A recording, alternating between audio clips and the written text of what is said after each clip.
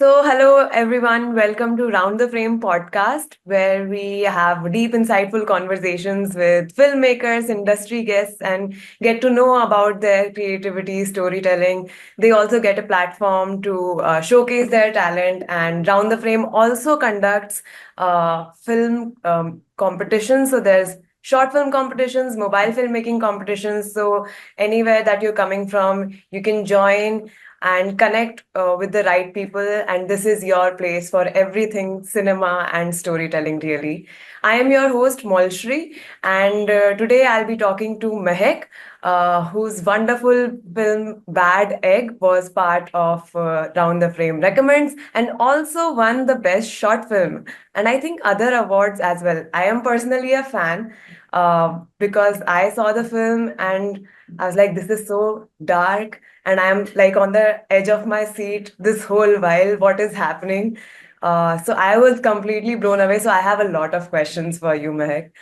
Thank you so much for all your kind words, and I'm glad you enjoyed it. Really? So, what was the seed of this story to say? Like, where did this inspiration to make this particular story come from to you?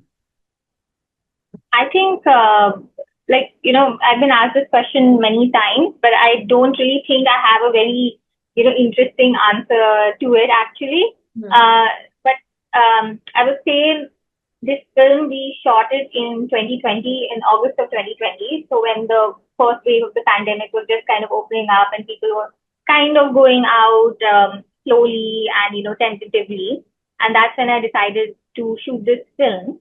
And there are two ways that affected the story and how I chose to write it. Also was because I knew that I wouldn't be able to get too many actors.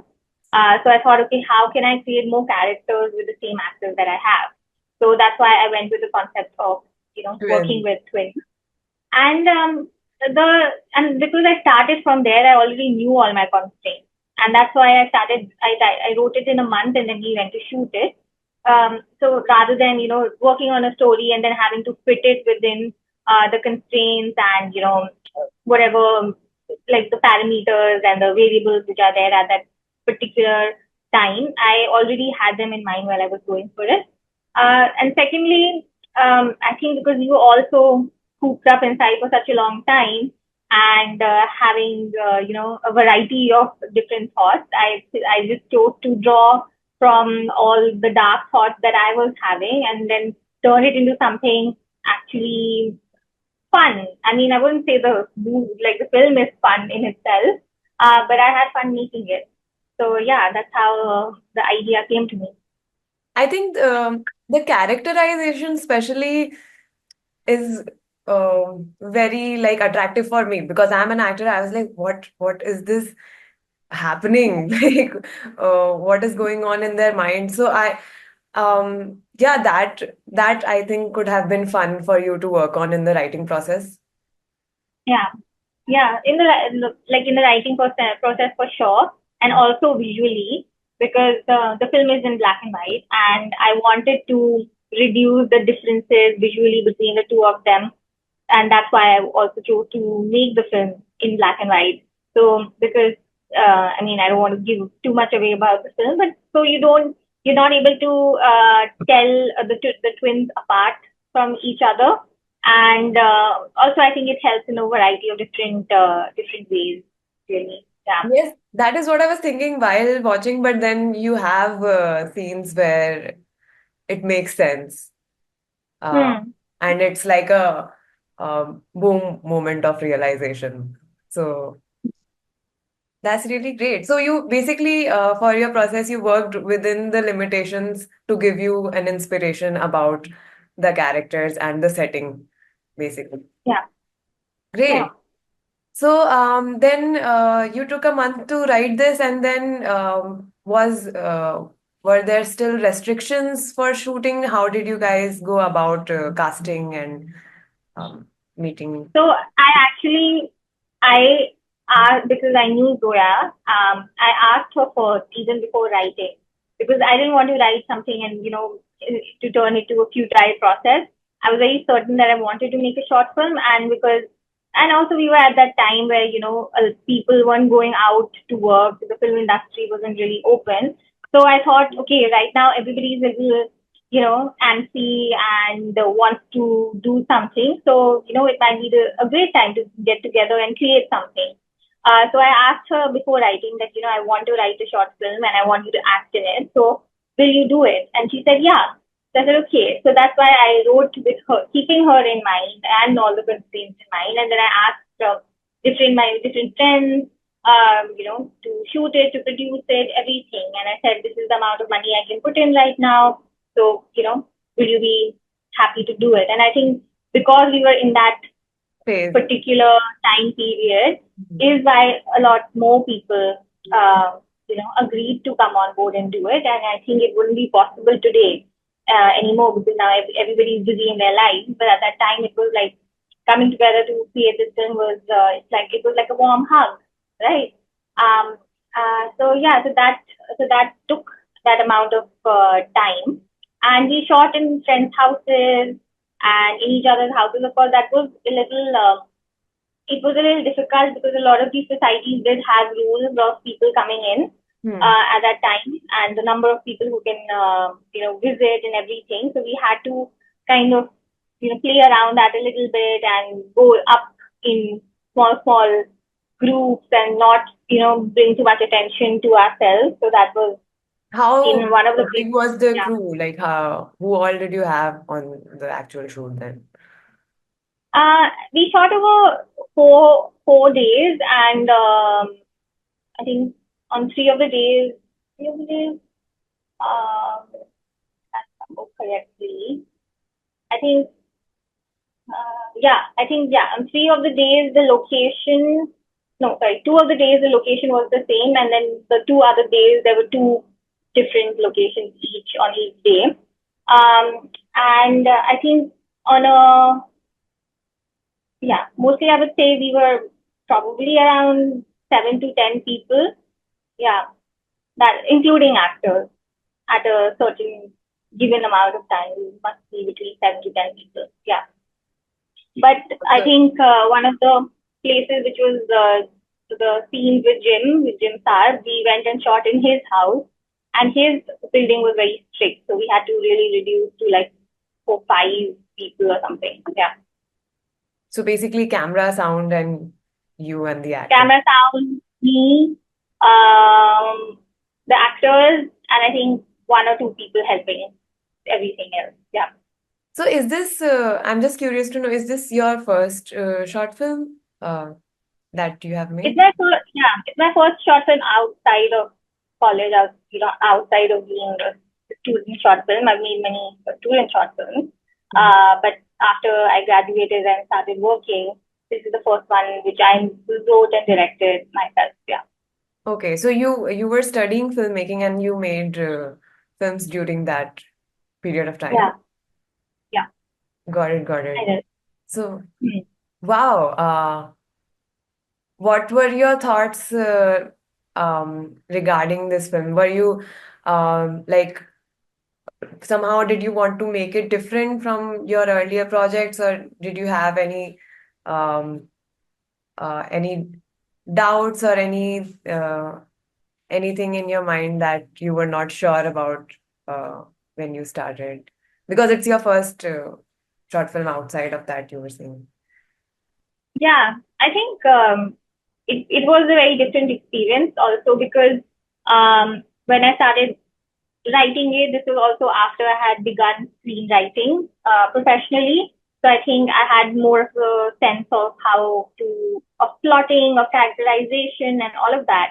And I feel like a lot of my short films in college, even though I really like them, a few of them don't really make sense, and they're very super artsy and like flowy in the way they are. And I think they work as the films they are. But this is the first time where I was actually thinking about, okay, what, like, spacing out information and slowly opening up the film to the viewer, so they are getting tidbits of information along the way. So when they go back and think about it, they'll know that, okay, I was trying to tell them the secret from the beginning, but they only got it in the end. So that was something which I had a lot of fun doing, and it was a new thing for me personally.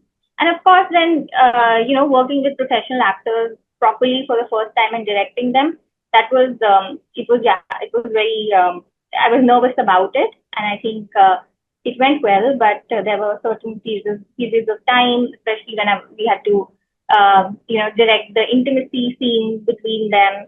All of that was a little mind wracking and sorry, nerve wracking, and I did feel like an imposter syndrome at that time, thinking whether I even belong here. But it turned out pretty well, I think. Yeah. Nice. I only ask this because I feel there will be a lot of first time filmmakers listening to this podcast and who are possibly about to make their short film or venture into making their feature film. So Hmm. I think these emotions are also part of whenever you take a different step in your journey. So, what Hmm. was the intimacy uh, scene like then for you? Did you get a coordinator, or like how did you guys work it out with the actors? So I couldn't get an intimacy coordinator at that time, because of obviously because of the pandemic, and it was just hard to find people around that time, Huh. and not too many people were in Bombay. Um, because it was one scene, and because Zoya and Jim have also worked together before and done intimacy scenes before on screen, I felt a little more assured by that this is something that they will be able to do. So I don't think I had to give a lot of direction for that. I just had They already knew the script, they knew what had to happen and how the scene was playing out. I just gave them a certain trajectory of what they had to do at and where they have to start, where they have to go, and I think they kind of figured it out on their own as well, which was a blessing for me actually.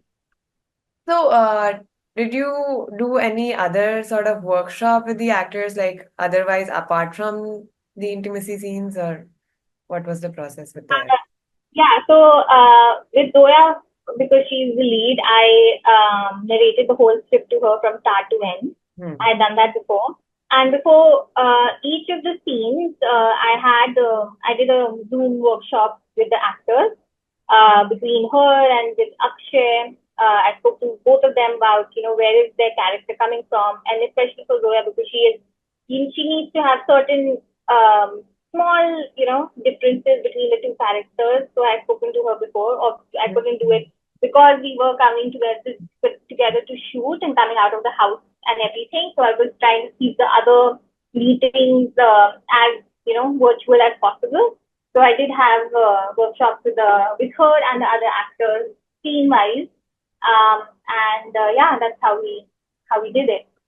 That's so interesting. The part that she has to distinguish the two twins um, Yeah. Yes. as characters. So I edited the film myself, and that's why it took quite a while to do it, because as soon as this is something that nobody really tells you about, that as soon as the shoot gets over, you're all alone. And yeah, there's nobody. Post production is a very lonely process, and unless you're a big in a big filmmaker or with a big production house and etc. It is then you have a supervisor, a post producer supervisor who's with you. But mostly it is for everyone, however big a filmmaker you are, a very lonely process to kind of take the film from after the shoot, because everybody comes on shoot and there are so many people coming together to actually create the visual. But how it comes together later on is can be quite like a strenuous process and, like I said, lonely. So because I had to edit it on my own, I also procrastinated on it for quite a while. So yeah, I think it was quite a couple of months after post which I actually got back to it, and I thought, okay, let me finish it. So I slowly started editing it. I started, the pacing which I spoke about also came through in the edit. I changed the structure, the sequence of events some of the sequence of events in edit from the script level. So the script and the edit are quite different, I would say, towards the second half of the film. Like, I think the film and the script ended at a very different place. But I decided to do a few different things in the edit, which worked much better. So in a way, because I didn't have any deadlines or such, so I was happy that I spent that much time with the edit. So I would say from shooting the film until it actually was completely complete with music and sound design, sound mixing and grade and a little bit of VFX. It took a whole year for me to finish the film. So 2020 we shot, and the end of 2021 is when it was completely finished, I would say. Yeah. So, because you mentioned that you changed the story structure in the edit, is that why you wanted to edit it yourself? Because you wanted to play with that? No, I think I didn't. I have the editing skills. I don't enjoy editing though, okay, at all. I really don't enjoy it. But I thought it's my film and I've edited my films before, so it's something I can do on my own. And because I knew the story best, so I wanted it to tell it in a certain way. That I started changing a few things along the way is just how it happened, because when you're spending so much time with your materials, then the story emerges itself. And thankfully, I had, there are a few shots which I feel, okay, ye hona chahiye tha, yahan pe wo tha, to bahut acha tha. But I didn't have them. So I had to make do. And I had to make do, in some cases by cleverly using sound also when a visual is not there. Things like that. And I think me and my sound designer actually are the ones I feel like who were there throughout, who also did the location sound. Sahishnu, he recorded the sound and he did the sound design and he did the sound mix. So he is the one who I was constantly talking to, and he created the whole soundscape of the film, because music came out much later, but we had thought of how how we're going to design it, because not all the sounds are completely diegetic. So diegetic sound is in a scene when you have a sound source in the scene itself, so you know where the sound is coming from. So we use the diegetic sound which we had already, and we enhanced them and we played with them, so we could design the scene according to how Zoya, her character is feeling. So we played around with it a lot, made it overwhelming, made it creepy, created that dissonance within the sound.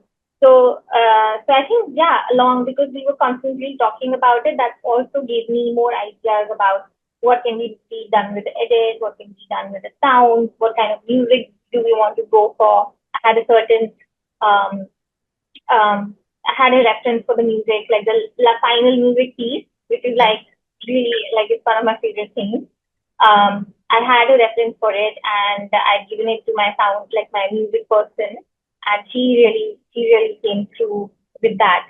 But it was because of, I think, having all those conversations for such a long time, that I was really clear about, how that crescendo needs to happen for that character at a certain point, and what she's feeling and how it's going to come out through the music.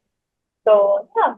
Favorite films that kind of, inspired you to get into this genre, or like any makers I that you love to? Not in genre I can't say. I forgot actually. There were a couple of films that I was watching around that time. But once I wrote it, the very initial idea for the film came to me because of the black and white, specifically came to me from A Girl Walks Home Alone at Night, by Lily Amirpur, I think her name is. So it's a vampire movie, but it's set in a place which is kind of modeled around Iran, I would say. It's also in Farsi. But it's shot like a graphic novel. And the blacks are that dark in it, in the black and white. So it feels like a graphic novel is kind of playing out in front of you. So I really like the feel of that film when I was deciding to write, and also to keep it in black and white. My black and white in our film is much softer. It's not as dark as that one. But when I had decided and when I'd written the film and I knew that I'm working with twins, I wanted to watch a few films which would inspire me in how to just go about, directing it and what to keep in mind and how to create those nuances. So I'd written, watched The Double Life of Veronique by Ah, Kieslowski. yes. I watched it before, but I watched it again just to kind of get into the zone of, the director. Hmm. Then I watched Dead Ringers by by David Cronenberg, the What's older the one. name? Dead? Dead Ringers. Okay. Um, Dead Ringers. It's about two twins, two men who are twins and gynecologists, and it is a little bit of body horror also as well. And I watched that, and he actually remade it. It's very interesting. He remade it with Rachel Weisz. Last year, that show came out in Prime Video. Oh, Dead Ringers is the same thing, but he's made it with like this time the twins are women, and because I had watched that film, the old film, while before I directed my before I directed Bad Egg, and the Bad Egg poster I had made back then.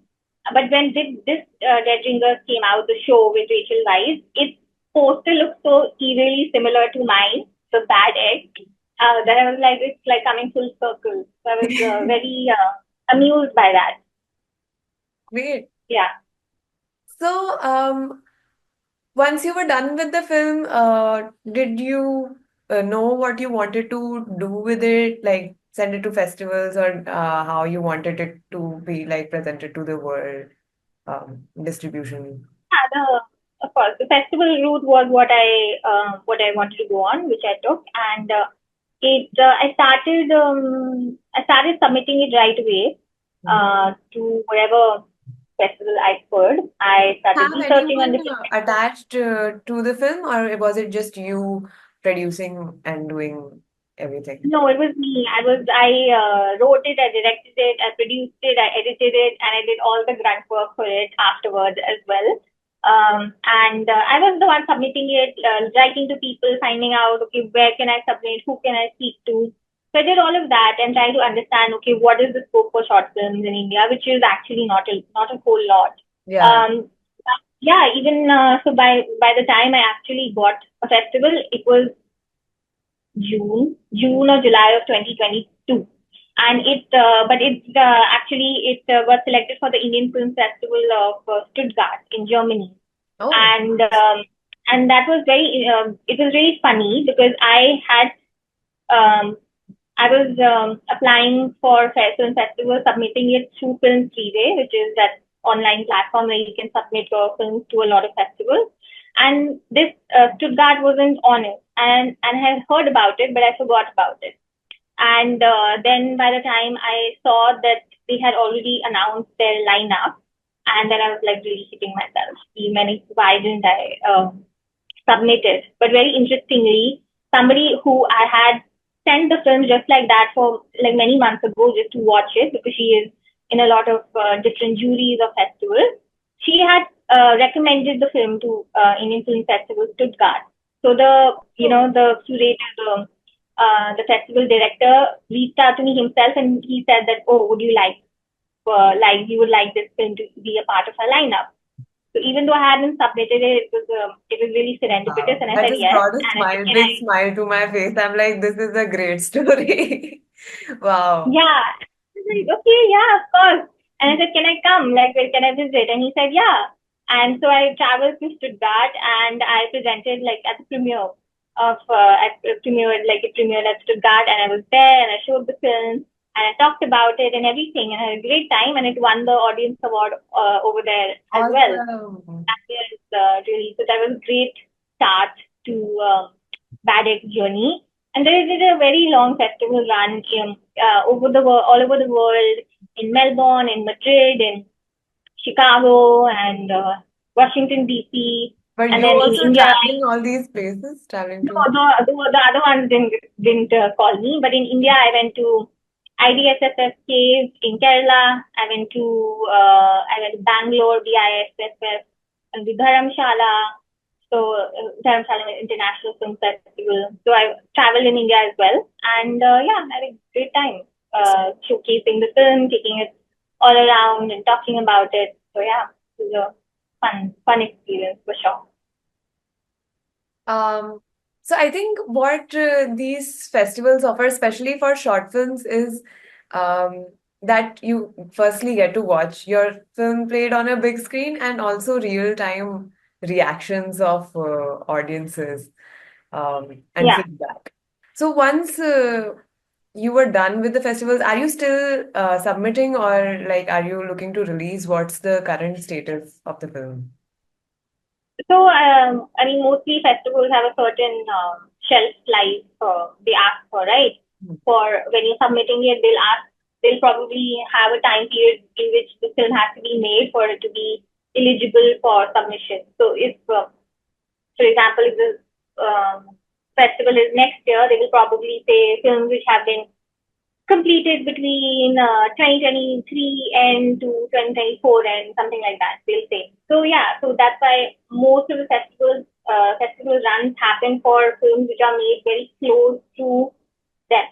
So they do it so that the film is not available anywhere else to watch already. So yeah, so the festival run in itself for Bad Egg is kind of done because it's a 2022 film. So yeah, so I've been looking for distribution in the meanwhile, and I got some worldwide distribution with this platform called Short TV. So Okay. they will be releasing it, I think, in November only, all over the different VOD services. And I mean, I'll only know the details once it's released, but they are affiliated with different VOD like Amazon and iTunes and things like that all over the world. So it will be released on that. And then within India, I'm also trying to talk to different people, maybe, get it on some sort of, YouTube channel which showcases a lot of short films, things like that. I don't want to just put it on my own YouTube channel. I don't think it'll reach as many people. So yeah, I'm trying. I'm still trying to, find a home for it in within India as well. And of Nice. course, in the meanwhile, Congratulations for if short. somebody asks me to see it, I do, like I did with Reborn. Got it. Got it. So Yeah. Shorts TV is basically they will be sending it to other platforms uh, No, so to Short TV is a integrate. big company itself, and they are affiliated with a lot of these VOD means video on demand services like Amazon Prime and others, which means I don't know. So they Okay. already, so they already have like a certain license for the film, and they will be sending it to these platforms to be showcased on them for a Hmm. certain period of time where I have a contract with them, and at the end of that contract, if I want to extend it, I can. So yeah, that's how So that it's model. a revenue sharing basis that you It have. is a revenue sharing based model. So I guess it's not like if it's video on demand. I'm not sure whether you have to rent the movie each time, or is it like a Netflix where if you have the whole subscription, you can just watch it. So Hmm. either or, it just depends on how many times it gets played, and I'll find out, maybe in a couple of months how the film is doing. So yeah, so it I has a certain hope amount of distribution already in place. awesome. I hope like you release it soon in India as well, and then share with Yeah. us where your film will be so we can share with our In audience. India, it is on one website which is called watchmyfilm.com. I don't know if you've heard about it, by Movie Fame. So Oh, that is a pay-per-view thing, and it's been there for a couple of months. If anybody wants to watch it, they can, I think, have to pay $100 and they can easily watch it. It's oh, out there great, already. great. Yeah. Everyone listening to this, go watch Bad Egg right now. It's a very And thrilling watch. story on watchmyfilm.com. Yeah, I think so. That's what. So what I are can send you the link and you can put it in this the description of your video. yes, definitely do that. Let's get it out there as much as we can. And what's the next scene? Matlab, what are you doing after Bad Egg? What can we expect more next coming from you? Well, I'm a screenwriter, so I write a lot. So of course, a lot of those things are not for myself. Hmm. But I am working on my feature script for myself, and I have my book coming out actually in January of 2025 with HarperCollins. I'm releasing a book. Oh, I'm from Kashmir, and I've been working on this book for the last 4 years. It's called Lol Kashmir. Lol means love and affection in Kashmiri. So it's real stories of love, which I have collected from real life people over different periods of unrest and conflict in Kashmir, and I've documented them and written them.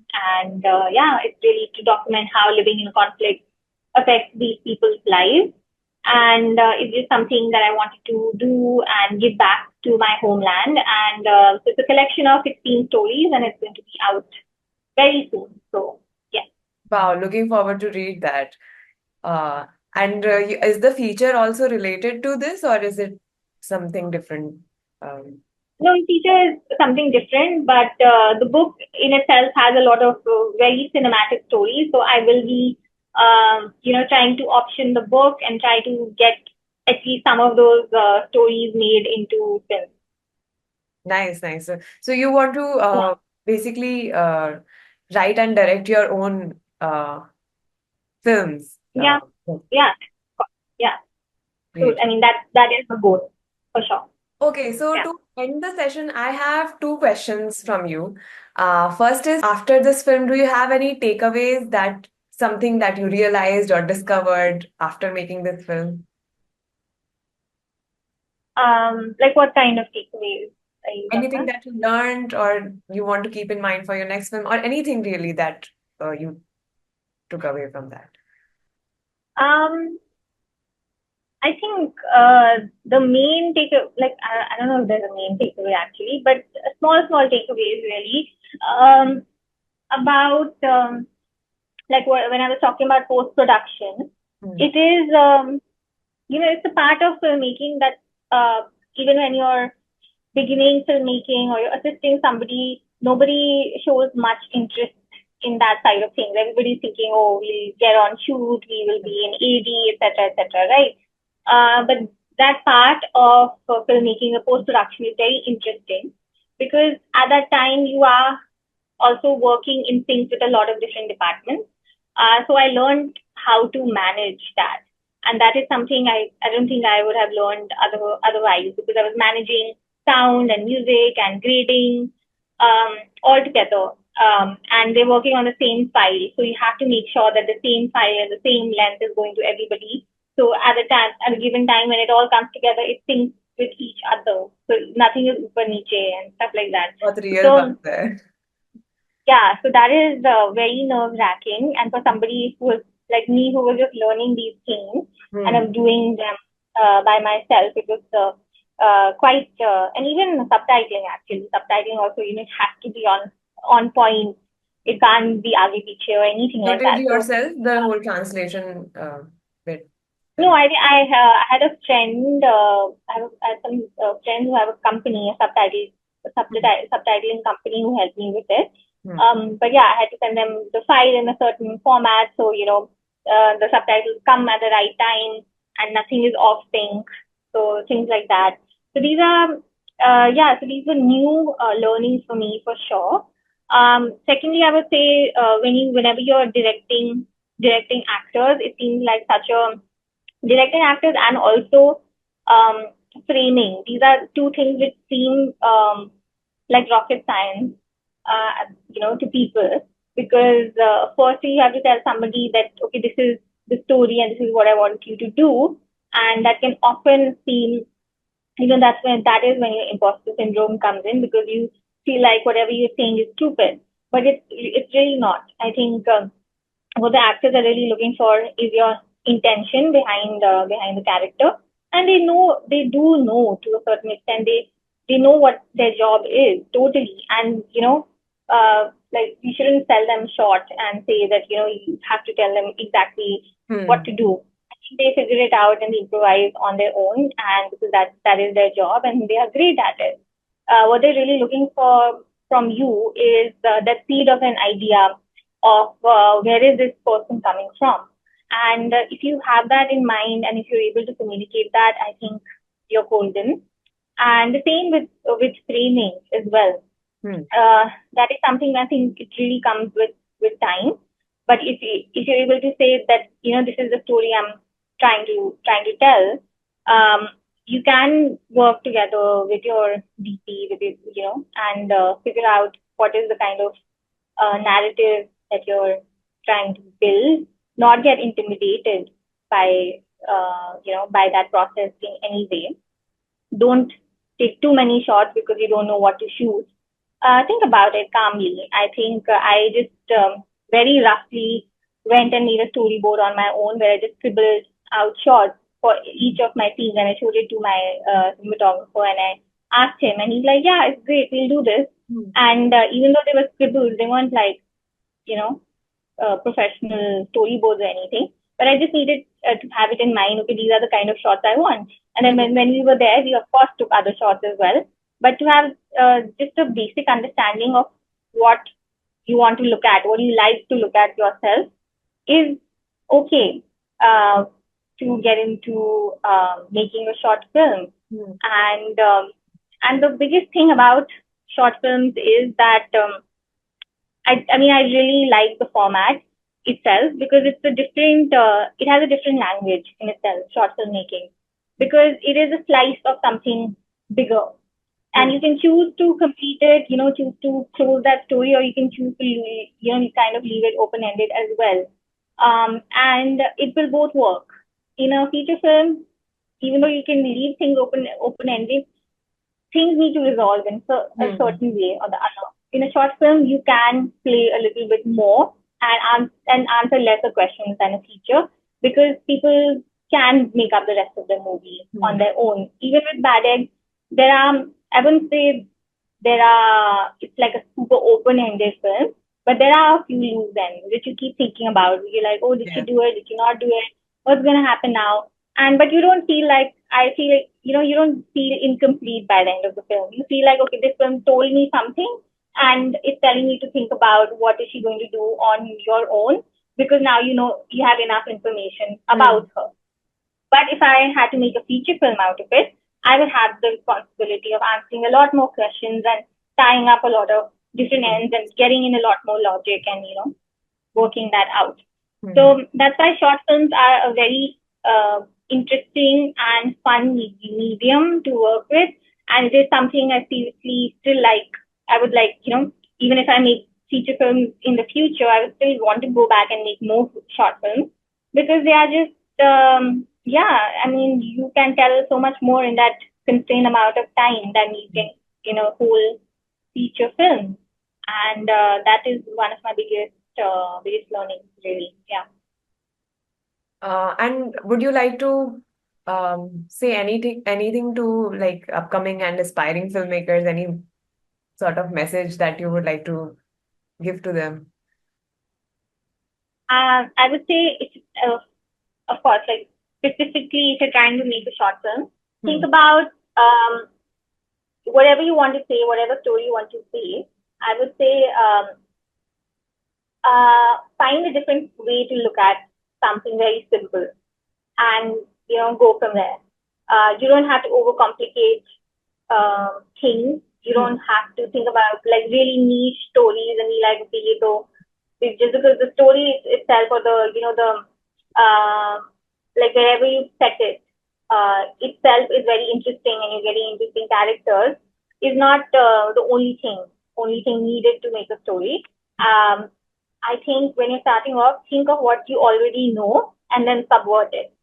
That because in there would be a lot more truthfulness in that when you're trying to write scenes and write dialogue because you are coming from a certain amount of truth yourself, but you're just looking at a different perspective than you would already. With when I was doing Bad Egg, I wanted to subvert the concept of a like a revenge film because I wanted to make something in which you yourself as the viewer, as the audience, don't know who is right and who is wrong by the end of it because you think that okay, all of them were wrong, but all of them were kind of right, and it pushes you to think a little bit more. So if you can do that with your film, with your story, then I think you're in a good place. Really. Oh, that's a great piece of advice. I will also be thinking about that after this and about your film because it really leaves you thinking. So, thank you so much, Mehak, for coming to this podcast and sharing your journey with us and your process. It was really, really great to know how you went from the start to the end of the film. I think it takes a lot of effort, especially like if you're the only person who's doing everything together. So, congratulations on the success of the film, and I hope we get to watch it. And anyone who wants to watch it actually can watch it on watchmyfilm.com. We'll also be sharing the link. And yes, thank you again so much, Meg. All the best for your future project. Thanks so much, Molshi. It was like a pleasure talking to you today. Same, same. Yeah. See Okay. you. Have a good day. Bye. Thank you. Bye.